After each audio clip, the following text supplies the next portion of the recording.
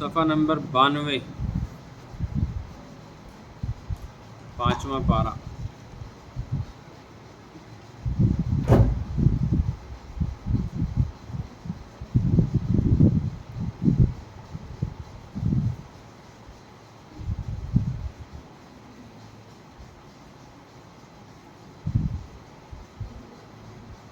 اعوذ باللہ من الشیطان الرجیم، بسم اللہ الرحمن الرحیم۔ من يشفع شفاعة حسنة يكن له نصيب منها ومن يشفع شفاعة سيئة يكن له كفل منها وكان الله على كل شيء مقيتا۔ وَإِذَا حُيِّيتُم بِتَحِيَّةٍ فَحَيُّوا بِأَحْسَنَ مِنْهَا أَوْ رُدُّوهَا إِنَّ اللَّهَ كَانَ عَلَى كُلِّ شَيْءٍ حَسِيبًا۔ اللَّهُ لَا إِلَٰهَ إِلَّا هُوَ لَيَجْمَعَنَّكُمْ إِلَىٰ يَوْمِ الْقِيَامَةِ لَا رَيْبَ فِيهِ وَمَنْ أَصْدَقُ مِنَ اللَّهِ حَدِيثًا۔ صدق اللہ العلی العظیم وصدق رسولہ النبی الکریم علیہ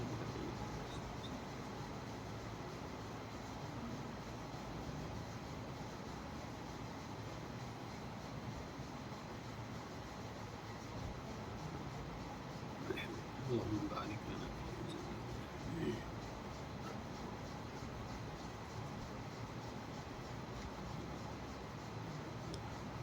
آج 3 آیتوں کی تلاوت ہوئی ہے۔ پہلی آیت من یشفع شفاعۃ حسنۃ، اس کا ترجمہ اور مطلب پچھلے سبق میں بیان کیا گیا تھا۔ یہ بات بھی بتا دی تھی کہ اس آیت کا یا تو پچھلی آیت فقاتل فی سبیل اللہ لا تکلف الا نفسک سے تعلق ہے، یا یہ یہاں سے نیا مضمون شروع ہو رہا ہے، اگلی آیت سے تعلق ہے۔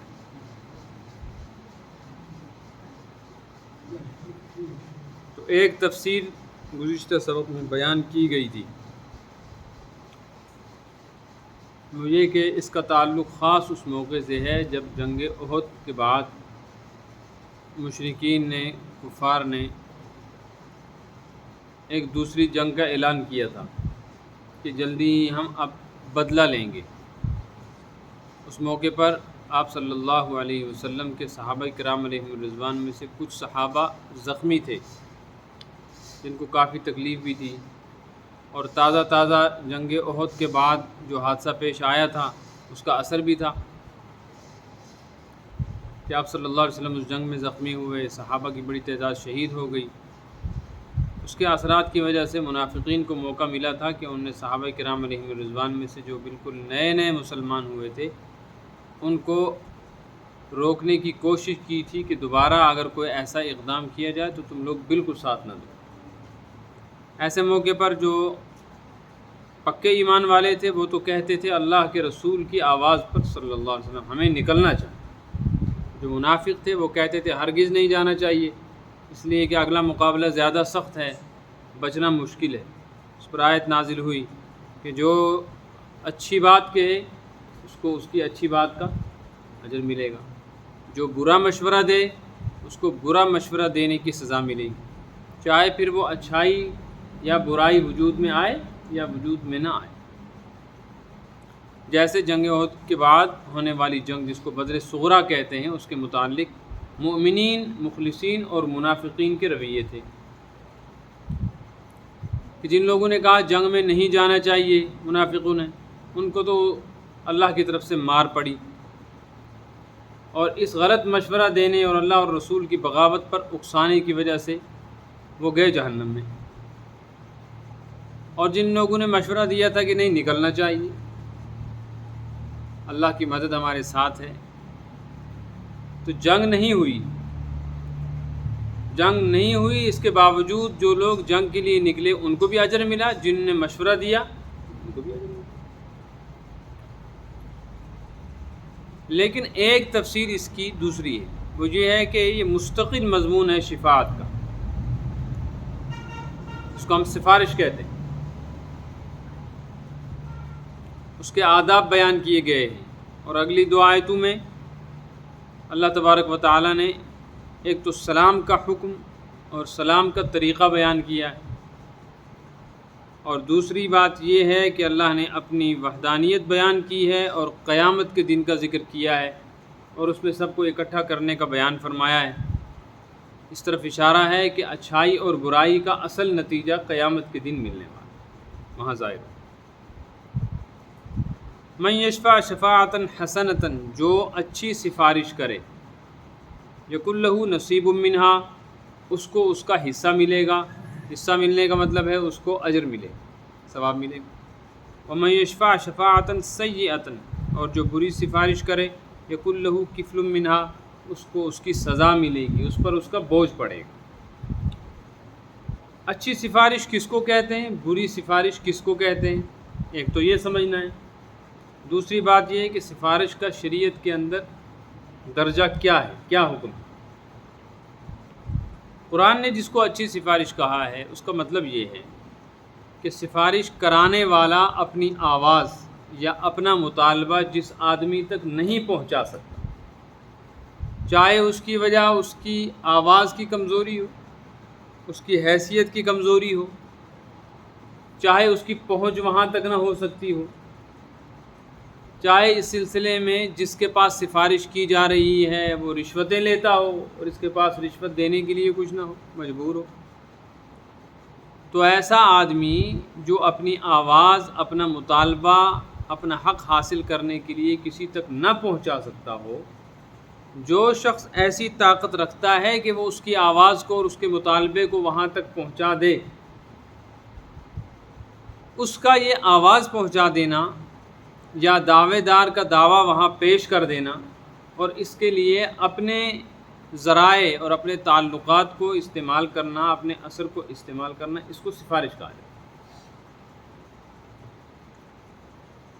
اب اس کی دو قسمیں ہیں، دو تقسیم کی ہیں، ایک اچھی سفارش، ایک بری سفارش۔ اچھی سفارش کا مطلب ہے کہ جو آدمی مطالبہ کر رہا ہے اس کا مطالبہ صحیح ہو، جائز ہو، وہ ناجائز چیز کا مطالبہ نہ کرتا، اس کو حق بنتا ہو کہ یہ چیز اسے ملے یا اس کی یہ بات سنی جائے، یہ پہلی شرط۔ دوسری شرط یہ ہے کہ جو آدمی یہ سفارش کر رہا ہے وہ سفارش کرنے والا اپنے اثر رسوخ کو دباؤ کی صورت نہ دے، بس بات پہنچا دے اور واجبی سی تصدیق کرے کہ ہاں یہ آدمی اس کا حقدار ہے اور یہ اس کا مطالبہ صحیح ہے اور میری سفارش ہے۔ اس سے آگے اس کو دباؤ ڈال کر زبردستی کسی کا مطالبہ پورا کروا لینا یہ سفارش میں داخل نہیں۔ تو شفاعت حسنہ، اچھی سفارش کے لیے دو چیزیں ضروری ہوگی۔ نمبر ایک، جو آدمی سفارش کروا رہا ہے اس کی اپنی مانگ، اس کا اپنا مطالبہ، اس کا اپنا دعویٰ صحیح ہو، جائز ہو، ناجائز اور غلط چیز کا مطالبہ نہ کرے۔ نمبر دو، جو آدمی اس کی سفارش کر رہا ہے وہ آگے والے آدمی پر دباؤ نہ ڈالے، تو ایسی سفارش اچھی سفارش کہلائے گی۔ یہ دین کے معاملے میں بھی ہے اور دنیا کے معاملے میں۔ پھر اگر وہ آدمی اس کا مطالبہ پورا نہ کرے اور سفارش قبول نہ کرے تب بھی اس کو اس کی سفارش کا اجر اور ثواب ضرور ہے۔ اسی سے معلوم ہوا بری سفارش وہ ہے کہ سفارش کروانے والا ناجائز مطالبہ کرتا ہو، بغیر حق کے دعویٰ کرتا ہو، یا رشوت دے کر ناجائز طریقے پر کسی کا حق مارنا چاہتا ہو، تو اس کے لیے کسی کی سفارش ساتھ میں ملائے، تو ایک تو یہ برائی ہے کہ اس کا اپنا حق نہیں بنتا، اور دوسری برائی یہ ہے کہ جو آدمی سفارش کر رہا ہے وہ اگر یہ جانتا ہے کہ اس کا مطالبہ ناجائز ہے تو اس کی سفارش ہی ناجائز ہوگی، اور اگر وہ یہ نہیں جانتا اور پھر بھی سفارش کر رہا ہے یہ سمجھ کر کے اس کا حق ہے، تو ایسی صورت میں یہ اس وجہ سے تو گناہگار نہیں ہوگا کہ اس نے جان بوجھ کر تو کوئی غلطی نہیں کی، لیکن اگر اس نے دباؤ ڈالنے کی کوشش کی تو دباؤ کی وجہ سے یہ گناہگار ہوگا، یا پھر رشوت کی بنیاد پر ناجائز طریقے پر اپنا حق وصول کرنے کی کوشش کی تو جیسے حق مانگنے والا گناہگار ایسے ہی اس کا مطالبہ کرنے کے لیے سفارشی بننے والا بھی گناہ گار۔ یہ اس کا سادہ سا خلاصہ۔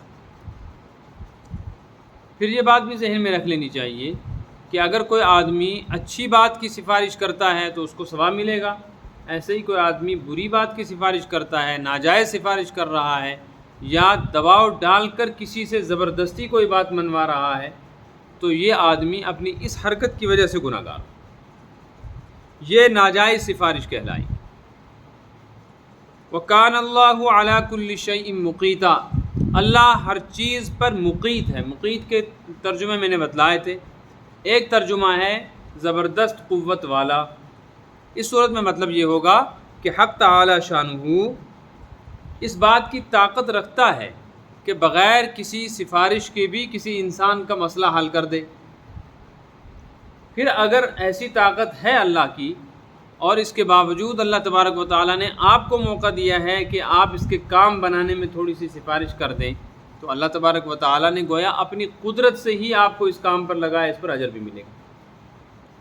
نمبر 2، سفارشی بنانے والا جو ہے اس کے لیے اس میں یہ سبق ہے کہ وہ یہ سمجھے کہ اگر میرے دعوے اور مطالبے اور سفارش کے باوجود میرا مسئلہ حل نہیں ہوا تو یہ اللہ ہی کی طرف سے ہے، اس میں سامنے والے کا کوئی قصور نہیں، اس سے ناراض ہونے کی کوئی ضرورت نہیں۔ نمبر 2، مقیتہ کا ترجمہ ہے نگران، کہ اللہ پاک جانتے ہیں سفارش کروانے والا اور سفارش کرنے والا صحیح سفارش کر رہے ہیں، صحیح مطالبہ کر رہے ہیں یا غلط کر رہے ہیں، لہٰذا غلط مطالبات سے، غلط سفارشات سے بچنا چاہیے، اس پر بوال ہے۔ وَإِذَا حُيِّيتُمْ، یہ آیت سلام کے احکامات پر مبنی ہے۔ سلام سے مراد ہے السلام علیکم اور وعلیکم السلام کہنا۔ ہر قوم میں، ہر مذہب و ملت میں یہ طریقہ رہا ہے کہ جب دو آدمی آپس میں ملتے ہیں، جان پہچان والے، رشتہ دار، دوست یار، اپنے پرائے، تو وہ ملاقات کے وقت سب سے پہلے سلام کرتے ہیں۔ لیکن لفظ سلام اسلام کی تعلیمات میں سے ہے، باقی کسی مذہب میں، کسی قوم میں، کسی علاقے میں یا کسی رنگ و نسل میں یہ چیز نہیں ہے کہ وہ سلام کو اس طریقے سے کہیں جیسے مسلمان کہتے ہیں۔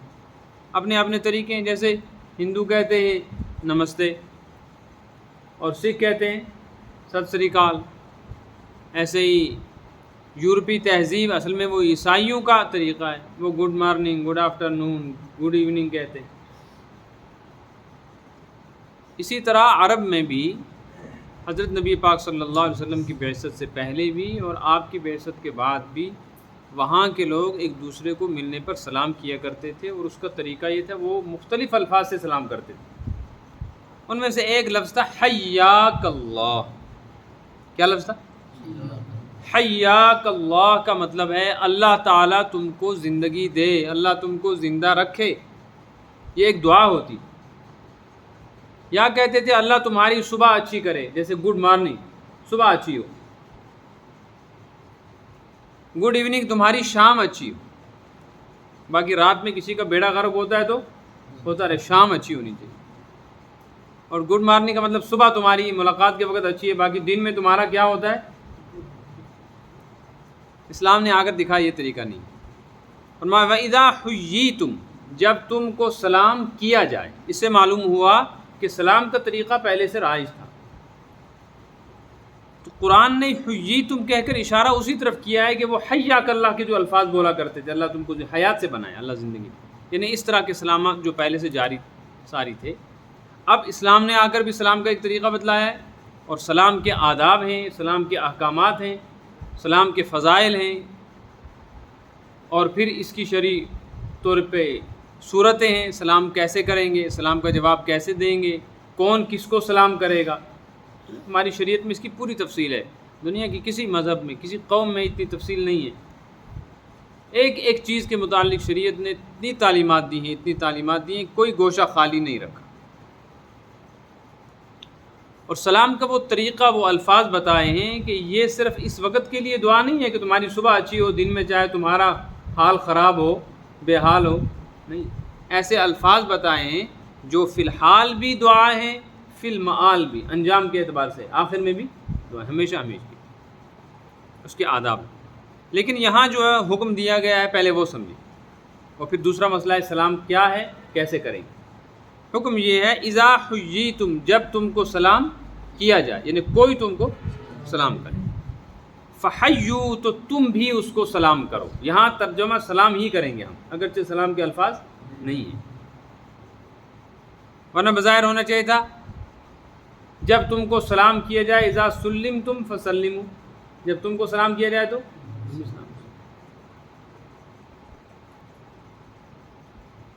فرمایا جب تم کو کوئی ملاقات کے وقت سلام کرے تو تم بھی سلام کرو، مگر کیسے کرو؟ بِأَحْسَنَ مِنْهَا، جیسے اس نے سلام کیا ہے تم اس سے اچھے اور بہتر انداز میں جواب دو، یہ اعلیٰ درجہ ہے۔ اَوْ رُدُّوهَا، یا کم سے کم یہ ہے کہ جیسے اس نے الفاظ بولے ہیں یہی الفاظ تم جواب دو، چپ نہ رہو۔ قرآن کی اس آیت سے معلوم ہوا سلام کرنا واجب نہیں ہے، جب کوئی کر دے تو، لیکن کر دیا تو جواب دینا واجب ہے، اس لیے کہ یہ حکم ہے فحیوا، پھر تم کو جواب دینا ہے۔ البتہ اس جواب میں اختیار دیا گیا ہے، ایک اعلیٰ درجہ ہے، ایک عام درجہ ہے۔ اعلیٰ درجہ یہ ہے فضیلت کا یہ کہ جو الفاظ اس نے بولے تم اس سے بڑھا کے دو، اور کم تر درجہ یہ ہے کہ جو الفاظ اس نے بولے وہی سلام جواب دو۔ یہ سوال بات سمجھ میں آ گئی؟ اب ایک بات سمجھ میں ذہن میں رکھنی چاہیے، شریعت محمدیہ علی صاحب التحیۃ والتسلیم میں سلام کے لیے الفاظ ہیں السلام علیکم، اور جواب ہے وعلیکم السلام۔ اگر کوئی آدمی السلام علیکم کرے تو جواب میں کم سے کم کیا بولنا چاہیے؟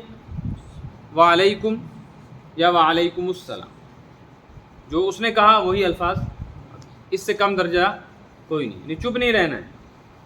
یا وہ السلام علیکم کہتا ہے تو ہاتھ سے جواب دے رہے ہیں، یہ جواب نہیں، بلکہ زبان سے الفاظ کا جواب دیں، اللہ یہ کہ کسی آدمی کے پاس زبان نہ ہو، بیچارہ گونگا ہو۔ دوسری بات یہ ہے کہ کیا بڑھائیں، تو حدیث میں ہے ایک صحابی نے آ کر آپ کو سلام کیا السلام علیکم، آپ نے جواب دیا وعلیکم السلام ورحمۃ اللہ، کیا بڑھایا؟ اس کے بعد ایک دوسرے صحابی آئے، انہوں نے آ کر کہا السلام علیکم ورحمۃ اللہ، آپ نے فرمایا وعلیکم السلام ورحمۃ اللہ وبرکاتہ، بڑھائے نا الفاظ۔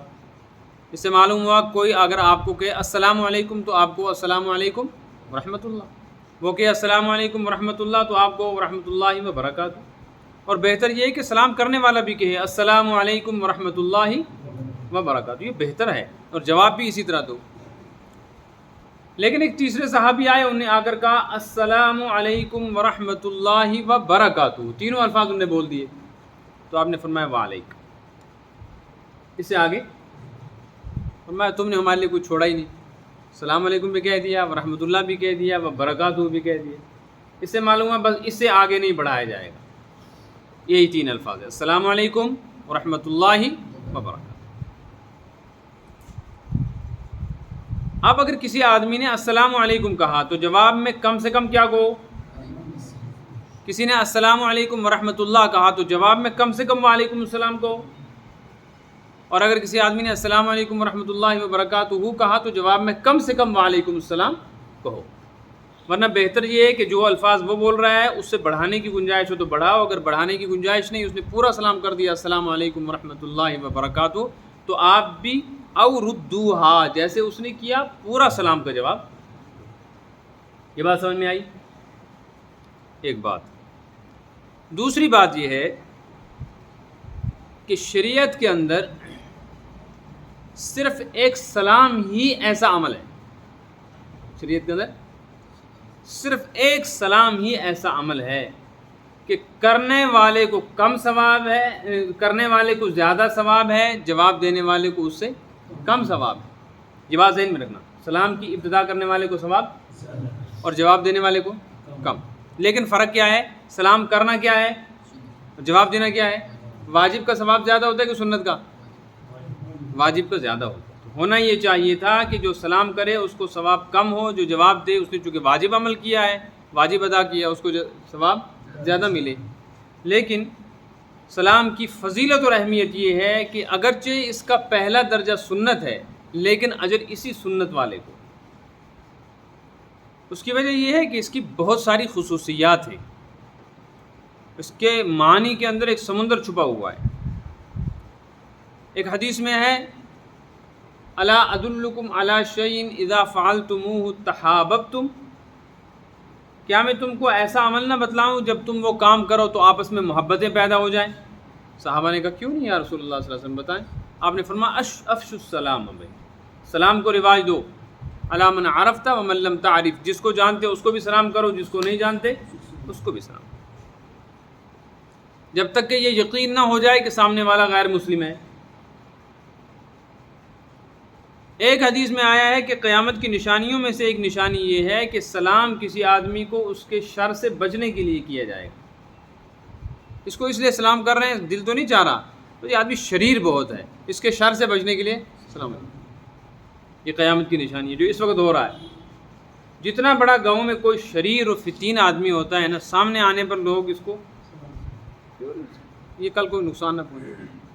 اور ایک حدیث میں ہے کہ قیامت کی نشانیوں میں سے نشانی یہ ہے کہ جان پہچان والوں کو سلام کیا جائے گا۔ کس کو؟ اور اسلام کی تعلیمات یہ ہے، جان پہچان ہے یا نہیں، مسلمان ہے سلام کرو۔ دوسری بات یہ ہے کہ سلام کا مطلب کیا ہے۔ حدیث میں السلام یہ ہم پڑھتے بھی ہیں، هو اللہ الذی لا الہ الا هو الرحمن الرحیم الملک القدوس السلام، یہ اللہ کا نام ہے۔ ایک حدیث میں ہے اللہ کا نام ہے السلام، اللہ کا نام کیا ہے؟ اس دین کا نام ہے اسلام۔ اللہ کا نام ہے السلام، اس امت کا نام ہے مسلم امت، مسلمان۔ تو اللہ نے اپنے نام سے اس امت کا نام رکھا ہے اور اپنے نام سے اس دین کا نام رکھا ہے۔ ایسے اللہ کا نام ہے مؤمن اور ہمارے عقیدے کا نام ہے ایمان، اور ایمان رکھنے والے کو بھی کیا کہا جاتا ہے؟ مومن۔ یہ اللہ کا احسان ہے کہ اللہ نے اپنے نام ہمیں دیے۔ تو سلام کے بہت سارے معنی ہیں۔ ایک معنی ہے سلامتی، حفاظت۔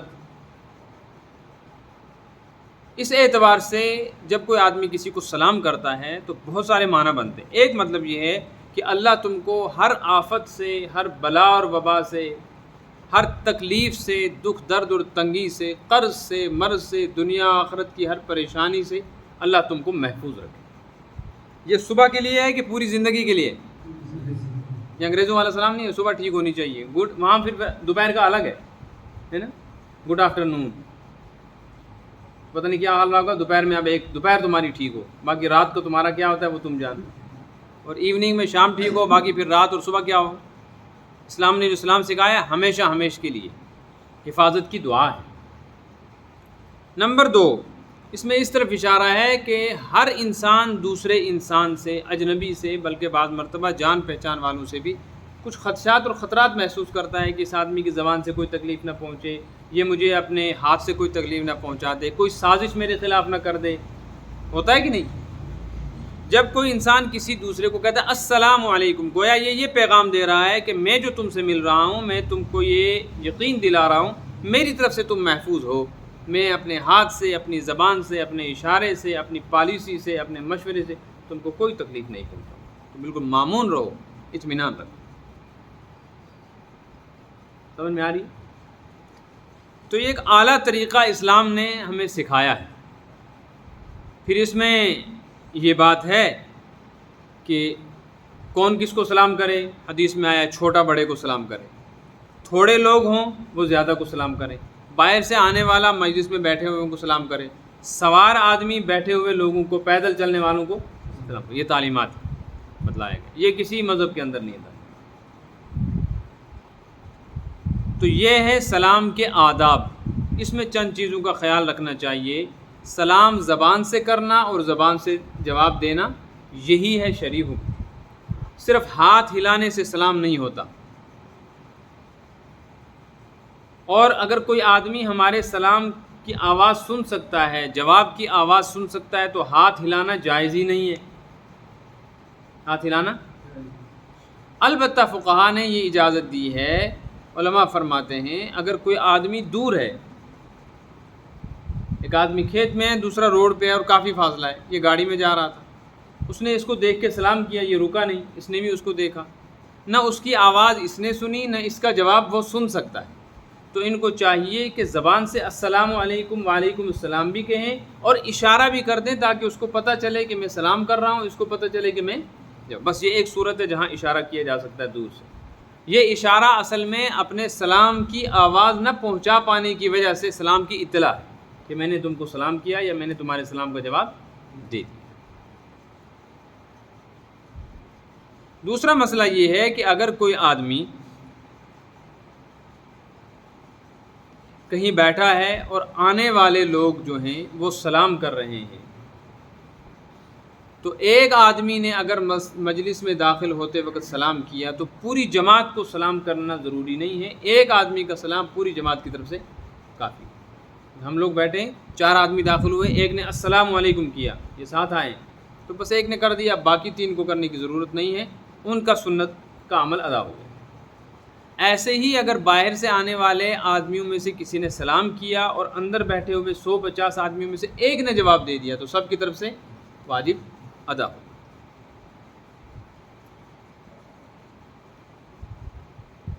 البتہ یہ بات ذہن میں رکھنی چاہیے کہ سلام کے الفاظ صحیح ہوں۔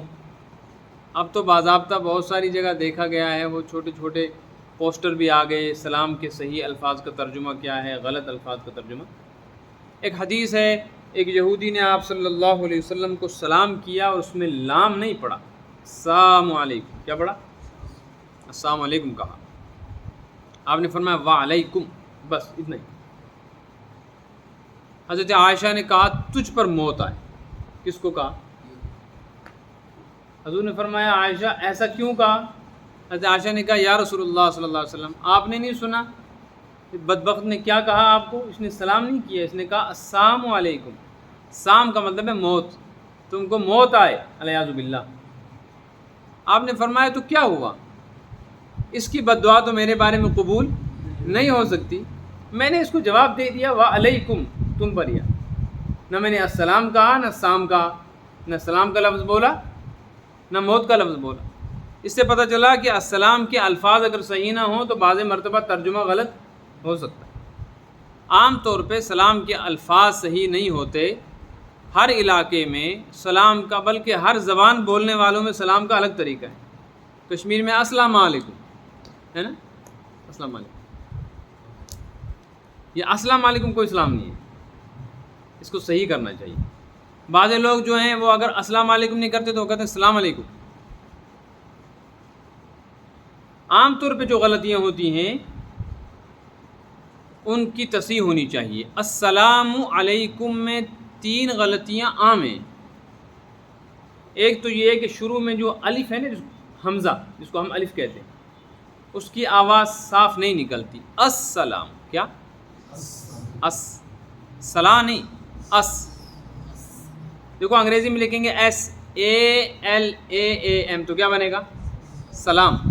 اور اگر ASSAL لکھیں گے تو کیا بنے گا؟ السلام۔ اس، سلام اور سلام میں فرق ایک ہی وجہ سے ہوا۔ ایسے ہی عربی زبان میں الف جب ملا کر پڑھیں گے تو حمزہ والی آواز نکلے گی، السلام، اس کو کھا جاتے ہیں لوگ، پڑھتے ہیں سلام۔ یہ طریقہ غلط ہے، اس کی تصحیح ہونی چاہیے، یعنی اس کو صحیح کرنا چاہیے اور اپنے بچوں کو بتانا چاہیے۔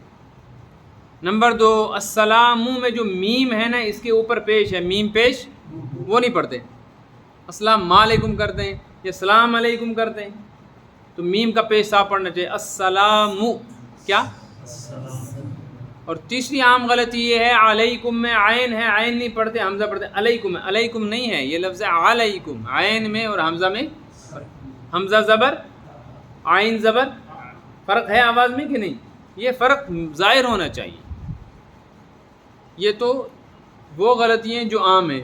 اب بدلاؤ جن لوگوں کے سلام میں ہی 3 غلطیاں ہوں گی، ان کی نماز کا کیا حال ہوگا، ان کے کلموں کا کیا حال ہوگا۔ یہ غلطیاں وہ ہیں جن میں ہم سب مبتلا ہیں، فکر کرنی چاہیے کہ نہیں کرنی۔ اسی طرح وعلیکم السلام میں بھی غلطیاں ہیں۔ وعلیکم میں واو کے بعد عین ہے، وعلی، اس کو پڑھتے ہیں وعلیکم، کیا پڑھتے ہیں؟ واو علی زبر وا، واو علی زبر وا نہیں ہے، واو زبر وا، عین زبر آ، وعلیکم۔ اور میم پر یہاں بھی پیش ہے، وعلیکم سلام نہیں، وعلیکم السلام، میم سین پیش۔ یاد رہیں گی یہ غلطیاں۔ ان کی تصحیح کریں، بچوں کو یاد کرائیں، ان کو عادی بنائیں کہ باہر جاؤ سلام کرو، اندر آؤ تو سلام کرو، الفاظ صحیح نہیں ہیں تو صحیح کرواؤ، اور آج سے اپنے گھروں میں جاؤ تو سلام کی عادت ڈالو۔ حدیث میں آیا ہے جن لوگوں کی اللہ نے ضمانت لے رکھی ہے، ضمانت کا مطلب ذمہ داری کی، ان کی حفاظت، ان کے مسائل کا حل اللہ فرماتی ہے میں خود کروں گا، ان میں سے ایک وہ آدمی ہے جو اپنے گھر میں داخل ہو اور سلام کرے۔ ایک مرتبہ آپ صلی اللہ علیہ وسلم اپنے دولت قدے پر گھر تشریف لائے، کوئی ایسی پریشانی تھی، کچھ ایسے مسائل تھے، آپ کا ذہن پتہ نہیں کہاں تھا، آپ ایسے تشریف لے آئے۔ حضرت عائشہ نے کہا یا رسول اللہ صلی اللہ علیہ وسلم آج کیا مسئلہ ہے، کیا پریشانی ہے کہ آپ کو سلام کرنا بھی بھول گیا؟ آپ صلی اللہ علیہ وسلم نے پریشانی نہیں بتائی، آپ فوراً اٹھے اور باہر نکل گئے، پھر دوبارہ واپس آئے اور واپس آ کر کہا السلام علیکم، پھر فرمایا عائشہ اللہ تمہارا بھلا کرے، تم نے ایک بھلی بڑی خیر سے میں محروم ہو گیا تھا، یاد دلا دیا۔ اس سے معلوم ہوا اگر کوئی آدمی بغیر سلام کے اندر داخل ہو اس کو بھائی نکلو بھائی، سلام کرو پھر اندر آؤ۔ سگریٹ پیتے پیتے اندر آتے ہیں شرم نہیں آتی، گالیاں دیتے دیتے فون پہ اندر داخل ہوتے ہیں شرم نہیں آتی، منہ بسورا ہوا ہے لوگوں نے، پریشان حال، گالیاں دیں گے، شور کریں گے، ہم ہنگامہ کریں گے، شرم نہیں آتی، سلام کر دیں تو شرم آتی۔ کیسی تہذیب ہے، کہاں پہنچ گئے ہیں؟ اصل میں شرم ورم نہیں ہے، شیطان نے شرعی چیزوں کو ہمارے سامنے معیوب بنا دیا، عیب دار بنا دیا۔ ہماری اس تہذیب میں، ہماری اس سوسائٹی اور معاشرے میں شرعی چیزیں عیب بن گئی ہیں، اور جو عیب تھے وہ فیشن بن گئے۔ فرمایا اذا حییتم بتحیۃ، جب تم کو کوئی سلام کرے تو تم بھی فحیوا باحسن منہا، سلام کا جواب دو اس سے بہتر طریقے پر، او ردوہا، یا کم سے کم ویسا ہی جواب دو۔ ان اللہ کان علی کل شیء حسیبا، بے شک اللہ تعالی ہر چیز پر نگران ہے، حساب لینے والا ہے ہر چیز کا۔ وہ کل قیامت کے دن ان چھوٹی چھوٹی چیزوں پر بھی حساب لے گا، حساب لے گا تو اجر بھی دے گا۔ جب کوئی آدمی حساب لیتا ہے نا، بھئی میں نے تم کو 100 روپے دیے تھے حساب دو، تو پھر اچھا اور صحیح طریقے پر پیسہ خرچ کرنے والا انعام بھی حاصل کرتا ہے، شاباشی بھی ملتی ہے۔ تو جو آدمی عمل کرے گا تو اشارہ اس طرف ہے کہ سلام چھوٹا سا عمل ہے، لیکن اگر تم یہ کرو گے یہ بھی ضائع نہیں، اس پر بھی حساب ہوگا، اور حساب کے بعد انشاءاللہ تم کو اجر ملے گا، اور غلط سلام ہوگا تو پکڑ ہوگی۔ پھر فرمایا اللہ لا الہ الا ہو، یہ اللہ کے احکامات ہیں، اسی کی بات ماننی چاہیے، اس کے سوا کوئی عبادت کے لائق نہیں، کوئی ایسا نہیں جس کا حکم چلے۔ اور یہ ویسے ہی نہیں ہے، لَيَجْمَعَنَّكُمْ إِلَىٰ يَوْمِ الْقِيَامَةِ لَا رَيْبَ فِيهِ، اللہ تم کو اس دن جمع کرے گا جس دن میں کوئی شک نہیں، اور وہ ہے قیامت کا دن۔ اس میں کوئی شک ہے؟ فرمایا کیا شک کرتے ہو؟ شک اس آدمی کی بات میں کیا جا سکتا ہے جو جھوٹ بھی بولتا ہو، جو ہمیشہ سچ بولتا ہو، اس کی بات میں کوئی شک نہیں ہوتا۔ اور اللہ تبارک و تعالیٰ صرف سچا نہیں ہے، اصدق، اللہ سے سچا تو کوئی ہو ہی نہیں سکتا۔ من اصدق من اللہ حدیثا، اللہ سے سچی بات کس کی ہو سکتی ہے؟ تو اللہ فرما رہا ہے کہ حساب و کتاب ہوگا، قیامت ہوگی، حشر و نشر ہوگا، اور پھر وہاں ثواب ہے، عذاب ہے، جزا ہے، سزا ہے۔ تو بندے کو چاہیے بندہ بن کے رہے، جو چیزیں کل قیامت کے دن فائدہ مند ہیں وہ کرے۔ تو چھوٹے سے چھوٹا عمل بھی ایسا نہیں جس کو حقیر سمجھے، اور چھوٹے سے چھوٹے گناہ کو بھی ہلکا نہ سمجھے، اس لیے کہ قیامت کے دن چھوٹے سے چھوٹا گناہ بھی کہاں لے جائے گا، اور چھوٹی سی چھوٹی نیکی بھی کہاں لے جائے گی۔ اس لیے کسی چھوٹی سی چھوٹی نیکی کو بھی حقیر نہ سمجھو کہ اب اس سے کیا ہوگا، کچھ نہ نماز پڑھا اس سے کیا کہے، نہیں، جو کر سکتے ہو وہ کرو۔ اور اسی طریقے سے کسی گناہ کو ہلکا نہ سمجھو کہ اس سے کیا ہوتا ہے جی، ہم تو بڑے بڑے گناہوں میں مبتلا ہیں، اس سے کیا ہوگا نا۔ یہ کل وہاں قیامت کے دن جب میزان پہ چڑھیں گے، ہو سکتا ہے یہی ایک جو اس وقت کر رہے ہو یہی کل وزن بڑھا دے اور جہنم میں پہنچا دے۔ تو مومن کی شان ایسی ہے کہ وہ ہمیشہ اس چیز کو پیش نظر رکھے کہ جو کچھ بھی کیا جا رہا ہے اس کا حساب و کتاب کل قیامت میں ہوگا۔ احکام بیان کیے جائیں، فضائل بیان کیے جائیں، ترغیب دی جائے یا ترہیب کا مضمون ہو، ڈرایا جائے جہنم سے یا جنت کا شوق دلایا جائے، اس کے فوراً بعد قیامت کا ذکر ضرور آتا ہے، اس لیے کہ ایمان والے کا ہر عمل جو ہے وہ اس کا اجر قیامت کو ہی حاصل کرنا چاہتا، اور دنیا میں تو مفت میں اس کا فائدہ مل ہی جاتا۔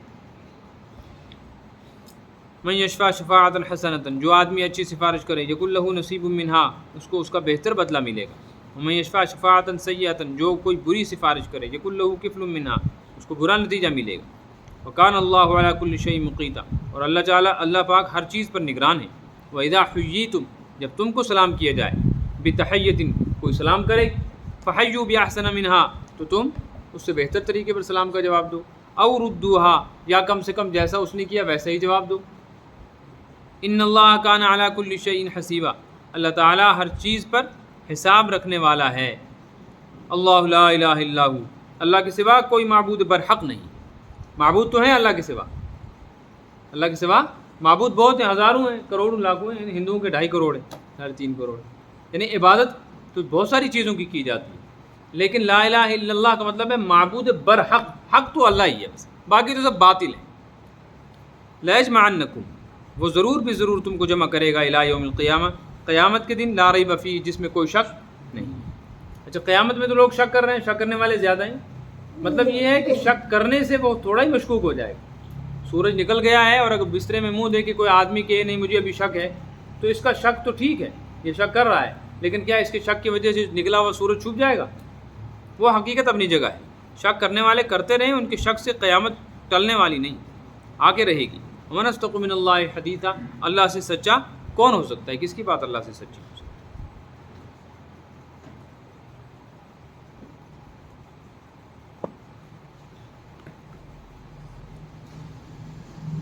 ایک بات میرے ذہن میں آئی تھی، انشاءاللہ اگر یاد رہا تو آگے اگلے سبق میں بیان کریں گے۔ قیامت کہاں آئے گی، یہ بھی ایک سوال ہے، قیامت کہاں آئے گی، اگر یاد رہا تو انشاءاللہ۔